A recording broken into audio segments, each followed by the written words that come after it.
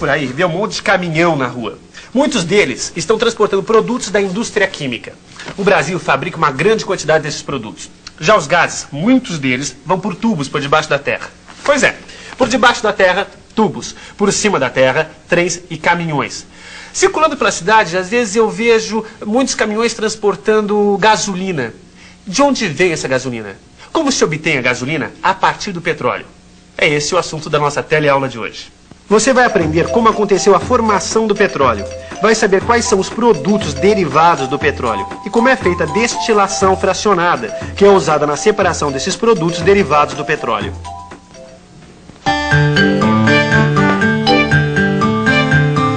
Ô, Clóvis, que bom te ver aqui, rapaz. Vem café. Senta aí, toma um café comigo. Ah, adoro cafezinho com os amigos.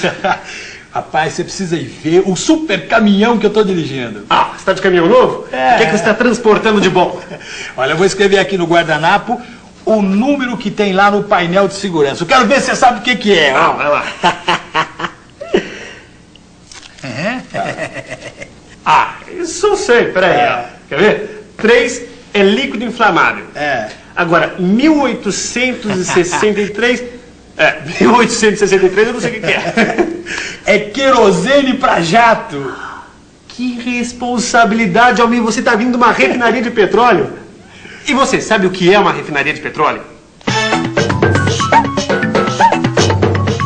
Refinaria. Complexo de estabelecimentos comerciais onde se efetua a transformação do petróleo bruto em produtos refinados, como a gasolina, o querosene e etc. Puxa, encontrada nova reserva de petróleo. Bom, eu não entendo nada de petróleo, mas eu só sei que quando sobe o preço do petróleo... Sobe o preço da gasolina e dos derivados de petróleo. Lá no curso que eu tô fazendo para carregar a carga perigosa, o professor explicou isso pra gente. Quase todos os combustíveis são tirados do petróleo. E quando sobe o petróleo... sobe o preço de tudo, né? Sobe o preço do querosene, do gás de cozinha. Querosene, gás de cozinha, mas o que uma coisa tem a ver com outra, né? Bom, por falar nisso, por falar em querosene, eu já vou puxando meu super caminhão que tá me esperando lá embaixo na rua, porque hoje eu não posso chegar atrasado. Ô, Palmeiras, cuidado lá com esse caminhão novo, hein, rapaz?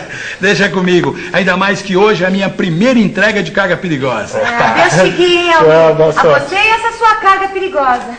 Ô, Clóvis, que carga perigosa é essa que ele tá levando? É atômica? Não, é querosene da refinaria de petróleo. Ah, engraçado essa história de petróleo, né? A gente vive falando de petróleo, mas eu não sei do que é feito o petróleo. Bom, a formação do petróleo. Outro dia eu vi uma revista que falava sobre a formação do petróleo. A reportagem dizia que o petróleo se transformou há 300 milhões de anos. As florestas que cobriam a terra e os bichinhos pequeninos que moravam no mar foram morrendo e se empilhando. Depois a terra foi cobrindo esses montes que tinham se formado. Aí os restos foram ficando pressionados e sem ar. Passaram-se milhões de anos até isso virar petróleo. Aqui, Zezé. Essa aqui é a revista que eu queria te mostrar. Olha, milhões de anos para que os animais, as plantas, os dinossauros, tudo isso virasse gasolina e gás de cozinha? Zezé, não é só isso. Para dar petróleo, isso tudo tem que estar enterrado e sem ar. Eu vou fazer um esqueminha que fica mais fácil da gente entender. Tá. É assim. Se o carbono, o hidrogênio, o nitrogênio e o oxigênio liberado pelas plantas e animais mortos ficarem em contato com o oxigênio do ar, o resultado não vai ser petróleo, e sim gás carbônico, mais água, mais nitrogênio. Ah, já entendi. Para dar petróleo, precisa estar enterrado e sem ar. Aqui também diz que para dar petróleo, os restos de plantas e animais tiveram que ser atacados por bactérias. Aí sim você tem o petróleo e o gás natural. Nossa, mas 300 milhões de anos é tempo demais, não dá nem para imaginar.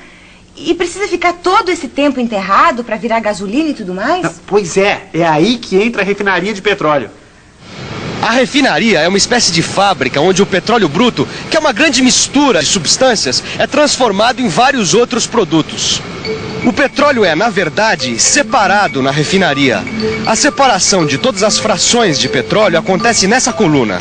É aqui que o petróleo se separa em gasolina, diesel, querosene, óleo lubrificante, gás de cozinha e até asfalto. Então, imaginem quantas coisas vão andar, quantas coisas vão funcionar com todo esse petróleo. Essas frações de petróleo são os derivados do petróleo. E você sabe como é que todos esses produtos são separados? Dentro dessa grande coluna que você acabou de ver, o petróleo é separado através da destilação. E você se lembra o que é uma destilação? Então vamos lembrar juntos. Vamos ao laboratório. Primeiro, a destilação simples. Ela é usada para separar as misturas de líquidos que têm pontos de ebulição bem diferentes. A destilação simples também serve para purificar as substâncias. Aqui temos a anilina, que é muito usada na indústria da borracha. Quando a anilina fica algum tempo guardada, ela se torna escura. Antes de ser usada, é necessário purificá-la através da destilação. Quando a temperatura atinge 174 graus Celsius, a anilina começa a ferver, pois esta é a sua temperatura de ebulição. Então ela evapora e sobe pelo balão. Ao chegar na superfície fria do condensador, a anilina que está em estado gasoso se resfria e vira anilina líquida de novo, mas agora em outro recipiente. A anilina que antes estava escura ficou clara, isto é, ficou purificada. Pronto, ela já pode ser usada. Agora que nós já lembramos o que é uma destilação simples, você sabe que ela é muito importante para separar substâncias que têm temperaturas de ebulição diferentes. Mas e aqui? No caso do petróleo, onde os líquidos misturados têm temperaturas de ebulição muito parecidas, o que é que você acha que tem que ser feito para separar essas substâncias? Acho que eu tô entendendo esse negócio aqui. Como os líquidos que formam o petróleo têm uma temperatura de ebulição muito parecida, se a gente fosse aquecer essa mistura, ela ia ferver e evaporar tudo junto. Assim não dava para separar, né? Por isso o Clóvis foi lá no laboratório da Áurea para ver como é que se age nesses casos. Bom, quer dizer que no caso do petróleo, uma destilação simples como essa aqui não funciona. Não dá para separar líquidos que têm ponto de fervura, ebulição muito próximos, não é isso? Exatamente. No caso do petróleo, as substâncias vão entrar em ebulição quase ao mesmo tempo. E a destilação simples não dá conta da separação. Bom, então como é que faz? Usa uma destilação mais sofisticada? Isso mesmo, Clóvis. E essa destilação mais sofisticada chama-se destilação fracionada. Venha cá, veja esse aparelho. Ele é muito parecido com o da destilação simples, mas ele tem essa coluna em cima do balão de destilação.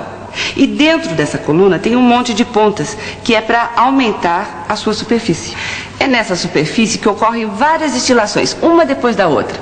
Neste caso, o vapor que vem do balão é uma mistura de água e metanol, mas é mais rico em metanol, que é mais volátil. Isto é, tem o ponto de ebulição mais baixo. Bom, olha, por que você não usa a chama para aquecer o balão? Essa é uma boa pergunta, Clóvis. A gente não pode usar chama para aquecimento porque o metanol é inflamável. Por isso tem que usar o aquecimento elétrico. Ah, entendi. Bom, e agora, o que está acontecendo? O vapor que se forma agora vai ser ainda mais rico em metanol. Isso continua à medida que o vapor vai subindo na coluna, até que no final, em cima, só sai o metanol. Eu posso cheirar para ver se é metanol? Não, Clóvis, você não deve cheirar um produto químico assim, direto debaixo do nariz. Destilação fracionada nada mais é que fazer várias destilações simples, só que tudo no mesmo lugar. É só pegar uma coluna alta e pôr em cima de um vaso de destilação. Imagine que as bolinhas vermelhas são uma substância e as bolinhas azuis são outra. As duas com pontos de ebulição muito parecidos. Só que o ponto de ebulição da substância de bolinhas vermelhas é um pouquinho menor. Quando a mistura é aquecida, as bolinhas vermelhas e azuis vão virar vapor juntas. Só que uma vira um pouquinho antes, as bolinhas vermelhas, pois seu ponto de ebulição é um pouquinho menor. Isso significa que no vapor formado existe mais partículas da substância representada pelas bolinhas vermelhas. Como a coluna é grande, a parte de cima é mais fria e o vapor vira líquido. Só que acontece uma coisa, vem subindo mais vapor quente. Então, o líquido ferve de novo. Nesse vapor vai ter também mais substância que tem ponto de ebulição mais baixo, ou seja, as que são mais voláteis, as bolinhas vermelhas. Ou seja, quando chegar lá em cima, só vai ter a substância formada pelas bolinhas vermelhas.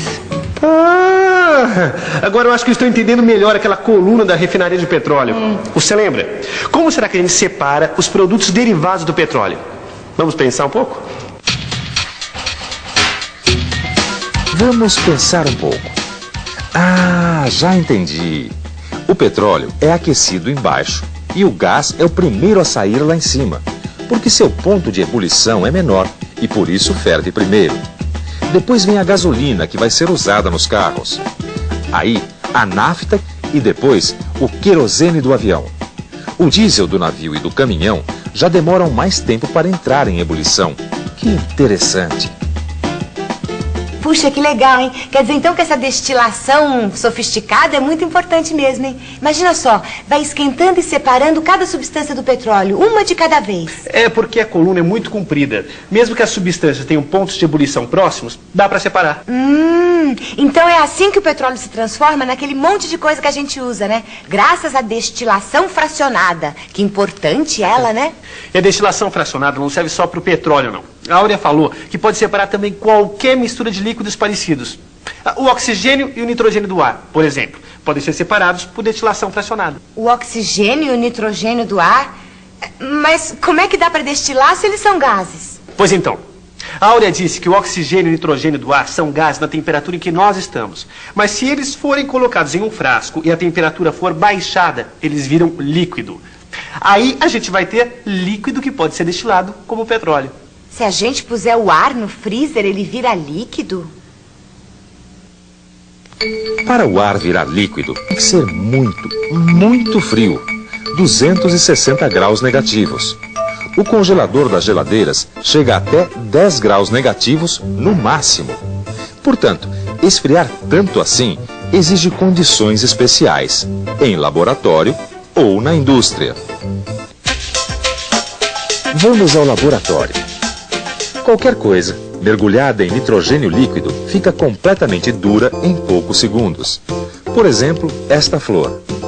O nitrogênio líquido é usado para conservar muitas coisas. O sêmen de boi e de outros animais, por exemplo. Assim, pode ser levado para outra cidade e até outro país para fazer a inseminação artificial. Você viu que legal? Os gases viram líquido e os líquidos viram pedra de gelo. É só mergulhar no nitrogênio líquido. Nossa, super legal. Cada coisa interessante que a gente está aprendendo aqui na teleaula de química, né? Eu nunca pensei que eu fosse entender e gostar tanto assim de química. Você está gostando assim como eu? E é melhor você ir para a revisão para não esquecer o que você aprendeu hoje. E atenção, se liga aí que é hora da revisão. Nesta teleaula, você ficou sabendo que a decomposição de matéria orgânica na ausência de ar é que formou o petróleo há milhões de anos. Viu que esse petróleo é separado em frações na refinaria de petróleo.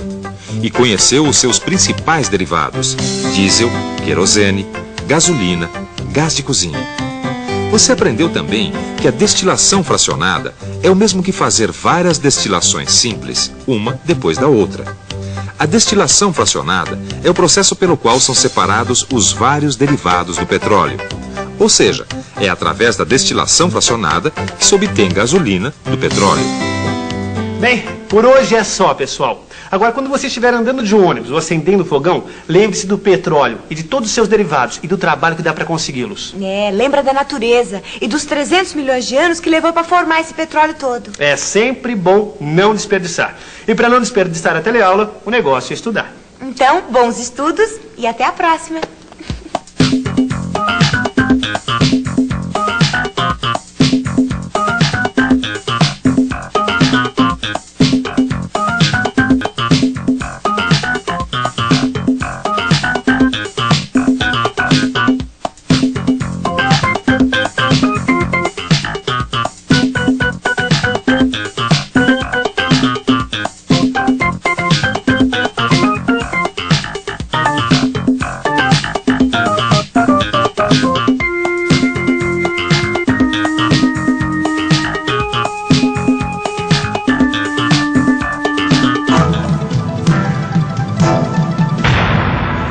Telecurso 2000, um programa de educação do Sistema Fiesp e da Fundação Roberto Marinho.